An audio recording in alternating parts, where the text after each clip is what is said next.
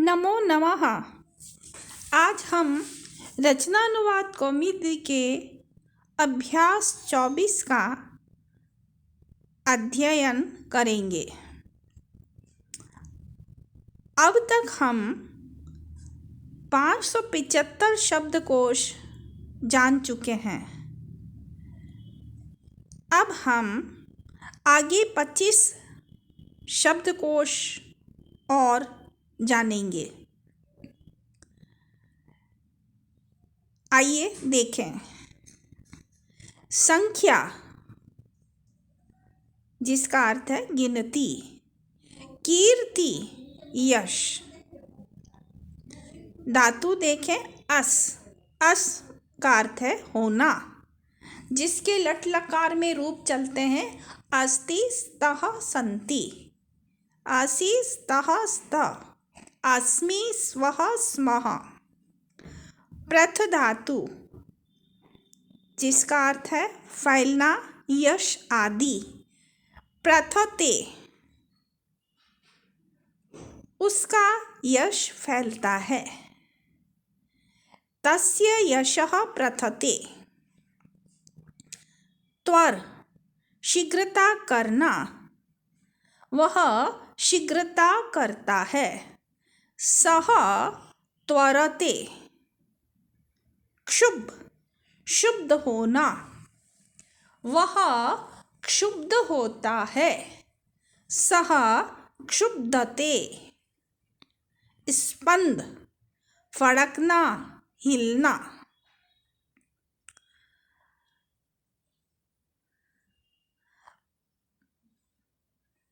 जैसे पत्र हिलता है, पत्रम स्पंदते।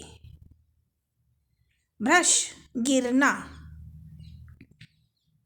वह गिरता है। सः भ्रशते। भ्राज, चमकना, सूर्य चमकता है। सूर्यः भ्राजते। प्रथ धातु त्वर, क्षुभ, स्पंद, भ्रंश, भ्राज, ये सेव या लब धातु के तुल्य के रूप आत्मनेपद में चलते हैं।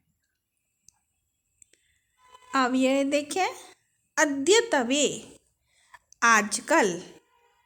अतः, इसलिए। शनै, धीरे। प्रायः, अक्सर। मुहुः, बार बार। अब संख्या देखें। सहस्रम, हजार। अयुतम, 10,000। लक्षम, लाख। प्रयुतम, 10 लाख। नियुतम, 10 लाख। कोटि, करोड़।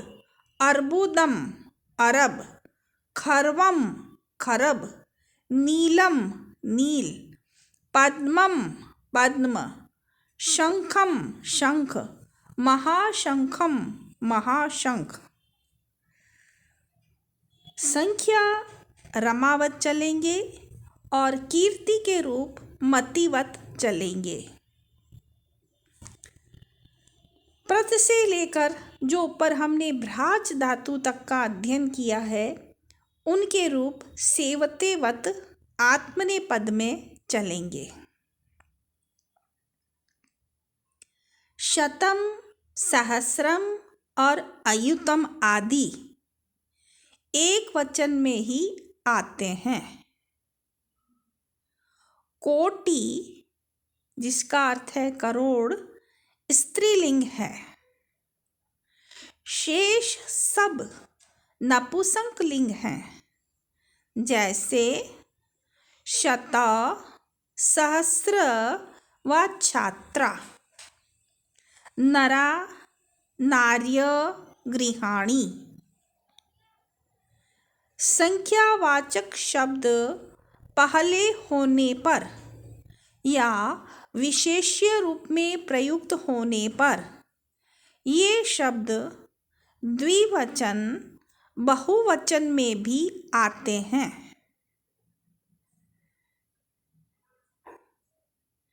द्विवचन और बहुवचन में कब आएंगे? जब संख्यावाचक शब्द पहले आएगा या विशेष्य रूप में प्रयुक्त होगा।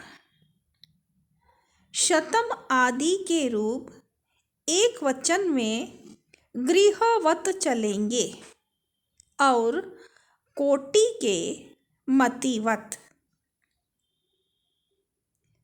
21, 31, 41 आदि संख्यावाचक शब्द बनाने के लिए ये नियम स्मरण कर लें। विंशति, त्रिंशत आदि के पूर्व एक, द्वि, त्रि आदि शब्द लगाकर क्रमशः ये संख्याएं बनती हैं। जैसे आपको 21 लिखना है तो लिखेंगे एकविंशति। 31 लिखना है एकत्रिंशत्। 41 लिखना है एकचत्वारिंशत्। इस प्रकार से आप एक, द्वि, त्रि। 23 बनाना है तो हम लिखेंगे त्रिविंशति। 33 त्रित्रिंशत्। 43 त्रिचत्वारिंशत्। एक शब्द सब स्थानों पर एक ही रहता है, केवल एकादश में दीर्घ होता है। एकविंशति। द्वि, त्रि और अष्टन शब्द को विंशति आदि से पूर्व क्रमशः द्वा, त्रयस, अष्टा हो जाता है, केवल अशीति को छोड़कर। जैसे द्वाविंशति, त्रयस्त्रिंशत्, अष्टादश। ये एक विशेष नियम है। जैसे द्वि, त्रि और अष्टन शब्दों को विंशति आदि से पूर्व क्रमशः द्वा, त्रयस और अष्टा हो जाता है। जैसे द्वाविंशति, त्रयस्त्रिंशत्, त्रित्रिंशत् नहीं होगा, त्रयस्त्रिंशत् होगा। और अष्टादश, 18 बताना है तो अष्टादश। परंतु द्वयाशीति, त्रयाशीति, अष्टाशीति ही होंगे।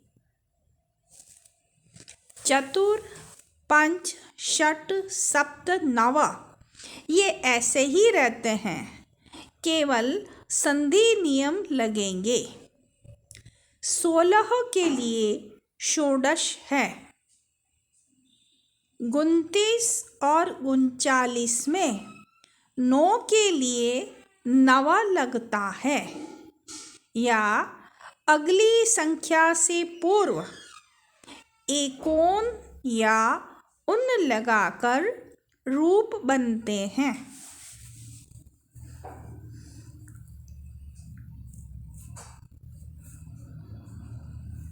आइए अभ्यास देखें।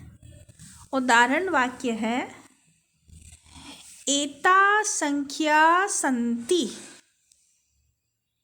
शत, सहस्र, लक्ष, प्रयुत, कोटिः, पद्म, शंख, महाशंख च।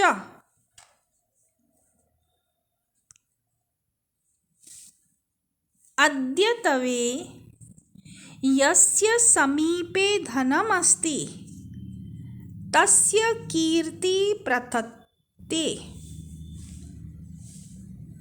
आजकल जिसके पास में धन है उसकी कीर्ति फैलती है। अद्यतवे यस्य समीपे धनम् अस्ति तस्य कीर्ति प्रथते। सेनापति त्वरते,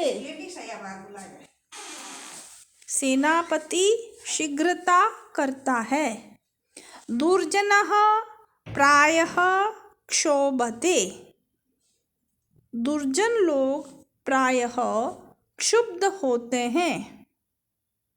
मम नेत्रं मुहुस्पन्दते, मेरे नेत्र बार बार फड़कते हैं।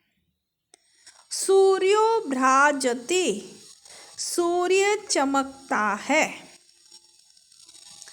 एकविंशति 21, द्वाविंशति 22, त्रयस्त्रिंशत् 33, चतुश्चत्वारिंशत्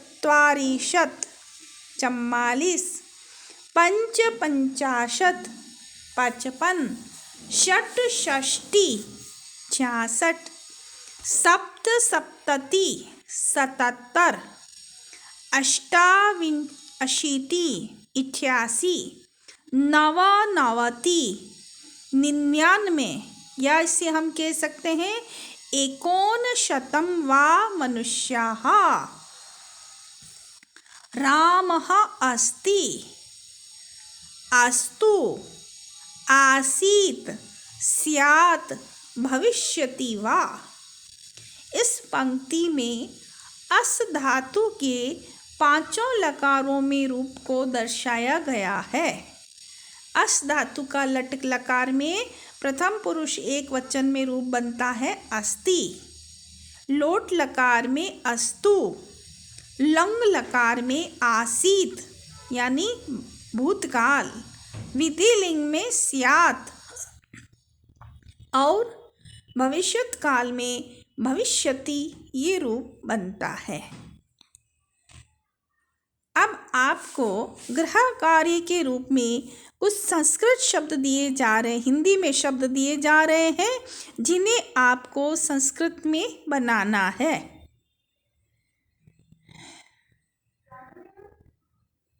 अब हम देखें कुछ अशुद्ध वाक्य जिन्हें शुद्ध वाक्य में बदला गया है। अहम आसीत, आसिहि, आस्म। इसमें शुद्ध क्या होगा? अहम आस्म, अहम आस्म। अहम असिष्यामि, भविष्यति, अहम भविष्यामि। देखिए, अहम उत्तम पुरुष का रूप है, एक वचन है, इसलिए जो क्रिया है उत्तम पुरुष एक वचन की लगेगी। तो भविष्यामि यहाँ देखिए उत्तम पुरुष एक वचन का रूप है। त्वम, अस, असे, अस्तु वा। अब त्वम युष्मद् का प्रथम पुरुष एक वचन का रूप है, तो क्रिया भी एक वचन में प्रथम पुरुष में आएगी। तो त्वम क्या है? मध्यम पुरुष में इसका रूप चलता है त्वम का। तो त्वम में जो क्रिया है वह मध्यम पुरुष की लगेगी। तो यहाँ एधि मध्यम पुरुष एक वचन में या स्याह ये रूप लगेगा। आप अस धातु के पांचों लकारों में रूप कंठस्थ करें, यह आपका गृह कार्य है और इसे आप लिख कर भी दिखाएं। आज के लिए इतना ही। धन्यवाद।